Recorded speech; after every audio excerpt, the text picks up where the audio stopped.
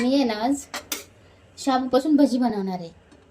शाबूपासून भजी बनवणार त्याच्यासाठी आहे ना मी 1 पाव किलो शाबू आहे ना रात्री म्हणजे की सकाळीच भिजत घातला होता. आणि त्याच्यासाठी आहे ना मी बटाटे घेतलेले आहेत. मला हवे तेवढी बटाटे घेणार आहे मी, सगळी नाही बटाटे टाकणार आहे बरं काही. आणि शेंगदाणे घेतलेले आहेत. आणि मी लाल मिरचीतलं करणार आहेत भजी, नाही का की हिरवी मिरची तुम्हाला जर आवडतं हिरवी मिरचीतलं तर हिरवी मिरचीतलं पण करू शकताय तुम्ही. आणि चवीपुरतं मीठ. ह्याच्यात तर आपण दुसरं साहित्य काहीच टाकू शकत नाही. फक्त आणि फक्त शेंगदाणे, लाल मिरची आणि मीठ आणि बटाटा, बस एवढ्याच आपल्याला भजी बनवायची. मी भजी बनवणार आहे ह्याचं. तर त्यासाठी चांगलं असं मस्त भिजवून घ्यायचं बरं का. असं मस्त भिजलं पाहिजे हे असं, नाही का. तर मी हे भिजवून घेतलेलं आहे. आता मी पहिली गोष्ट शेंगदाणे भाजून घेणार आहे. की तुम्हाला जर पाव किलो शाबू घ्यायचा असेल तर पाव किलो शाबूमध्ये किंवा एक नाही का एक छोटीशी वाटी, अशी छोटीशी वाटी शेंगदाणे घेतले तरी चालेल, नाही का. आणि पाव किलो शाबूसाठी ना 4 बटाटी घेतली तरी चालतील. आता मी ह्याच्यातली 4च बटाटी घेणार आहे, बाकीचे बटाटे घेणार नाही. मी उकडून तर घेतलेले आहेत, पण मी ह्यातले 4 बटाटेच घेणार आहे. ह्या साईजचे बटाटे घेणार आहे. उकडून घेतलेले बटाटे आहेत बरं का. तर मी ह्यातले 4 बटाटे घेणार आहेत. आणि शेंगदाणे पण मी एक भाजून घेते, पण मी एवढे शेंगदाणे टाकणार आहे. मी दाखवते तुम्हाला टाकताना की मी किती घेणार आहे. म्हणजे खरपूस होईपर्यंत शेंगदाणे भाजून घ्यायचे, म्हणजे चव येते शेंगदाण्याला. कुठली गोष्ट आपण जर शेंगदाणे टाकून जर करत असेल ना तर भाजून असे मस्त खरपूस होईपर्यंत शेंगदाणे भाजायचे.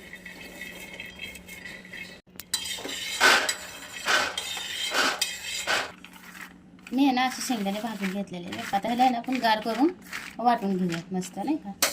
बटाटे आहे ना शिजवून घेतलेले बरं का. मी याची सालं काढून घेते आता, कारण मी शिजवलेली नाही दाखवली बटाटे. पहिलं शिजवून घेतलेली होती मी, तर मग म्हणजे नाही दाखवत आता शिजवलेले, नाही का.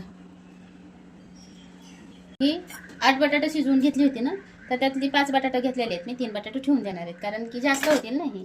तर मग मी ही 5 बटाटे घेणार आहे मी ह्याच्यात. आता हे आहे ना मी अशाने बारीक करून घेणार आहे बटाटो. मी मॅशरने बारीक करते. तुम्हाला जर हवा असेल तर तुम्ही खिसणीने पण खिसून घेऊ शकता बरं का बटाटा.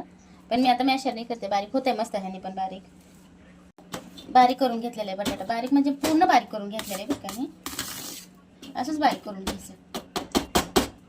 आपण आहे ना हे भिजवून घेत ह्याच्यात टाकून घेऊयात. बटाटा आणि शाबू असं मिक्स करून घेतलेलं आहे. ह्याच्यात आहे ना मला हवी तेवढी लाल मिरची पावडर टाकून घेणार आहे.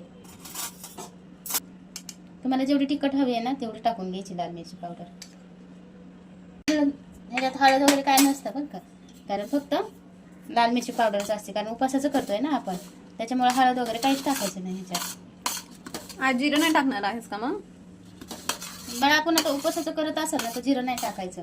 उपासाचं नसेल ना करायचं तुम्हाला, उपास नाही म्हणजे की नाही का आता उपासाचं नाही करायचं, तुम्हाला असंच खायचं असेल ना तर जिरं कोथिंबीर टाकून पण करू शकते.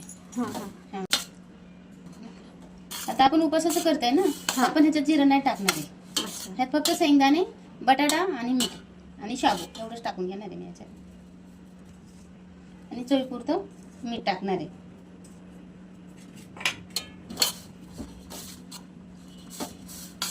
म्हणलं ना मी तसं मी पूर्ण शेंगदाणे नाही टाकणार आहे. मी मापून नाही का 2 वाटी शेंगदाणे घेणार आहे ह्याच्यात.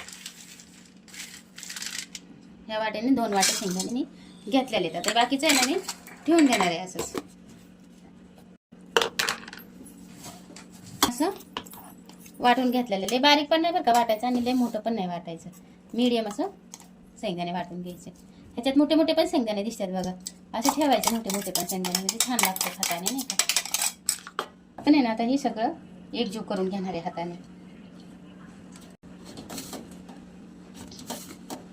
सर असं आहे ना हे मिश्रण मी असं मस्त मळून घेतलेलं आहे बरं का. हे बसत नाही बरं का शाबूमुळं, नाही का असं भागऱ्या भागऱ्या होतं. पण आपण बटाटा ही टाकलं ना व्यवस्थित तर मग थोडंसं बसतं, नाही का. असं बसलं तरी चालतं, नाही का. हे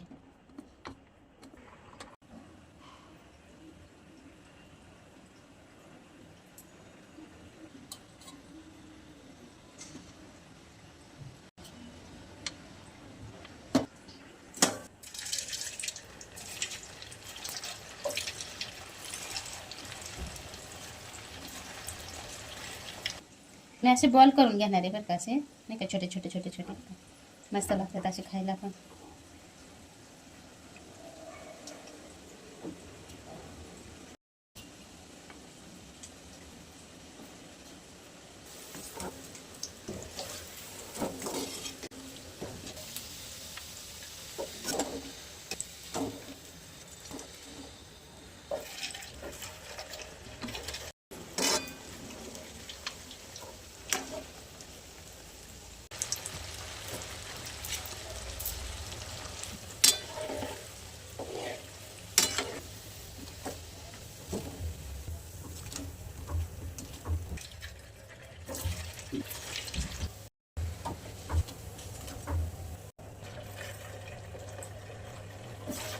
आता आहे ना आपला ही शेवटचा बॅच राहिलेला आहे. आपण सगळं बाकी तळून घेतलेले आहे. प्रोसिजर एवढंच की आपण ह्याचे भजी म्हणून नाही का भजी करतोय. ही मंचुरियन भजी कशी असतात त्या प्रकारे.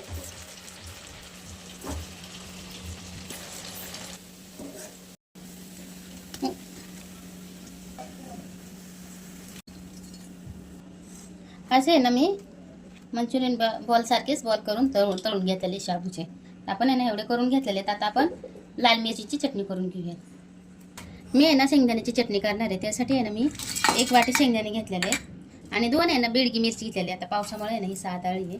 तर आपण अशी कात्रीनं बारीक करूया. चवीपुरतं आहे ना मीठ टाकून घेऊयात आपण ह्याच्यात आहे ना आपण मसाले कुठलेच टाकणार नाही, कारण फक्त शेंगदाणे आणि मिरचीची चटणी बनवणार आहे मी. ह्याच्यात मसाले कुठलेच नसतात उपवासाच्या चटणीसाठी. त्यासाठी मी फक्त बेडगी मिरची आणि शेंगदाणे आणि मीठ आणि हवं तर थोडंसं लाल मिरची पावडर टाकणार आहे त्याच्यात, कलर नाही का तिखट होण्यासाठी. ही तिखट नसते ना मिरची, तर मिरची तिखट होण्यासाठी थोडीशी मी लाल मिरची पावडर टाकणार आहे. थांबा बघा, शेंगदाणे आणि मिरची ही अशी बारीक वाटून घेतलेली बरं का. आता आपण आहे ना हे तेलात टाकून घेऊया. तेल नाही तापलं सॉरी.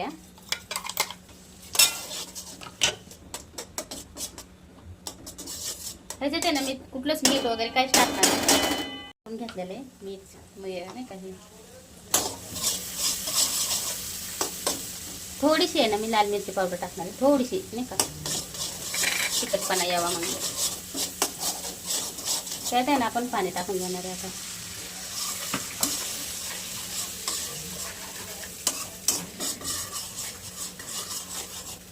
काय 5 मिनिटात ही शेंगदाण्याची आपली चटणी होऊन जाते नाही का लगेच.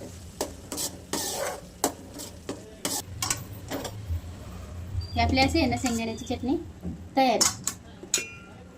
खूप छान होती बघा, एकदा करून बघा अशी शेंगदाण्याची चटणी. भाजीच नका त्यामध्ये भाजीच नका.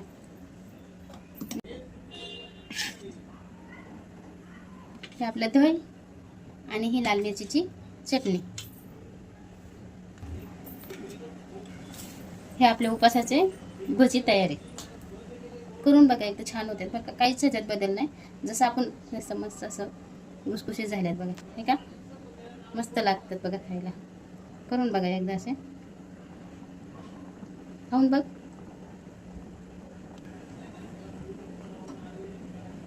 खूप छान लागतं. टेस्टी मस्त आहेत ना. हो, चटणीसोबत खूपच छान लागतं.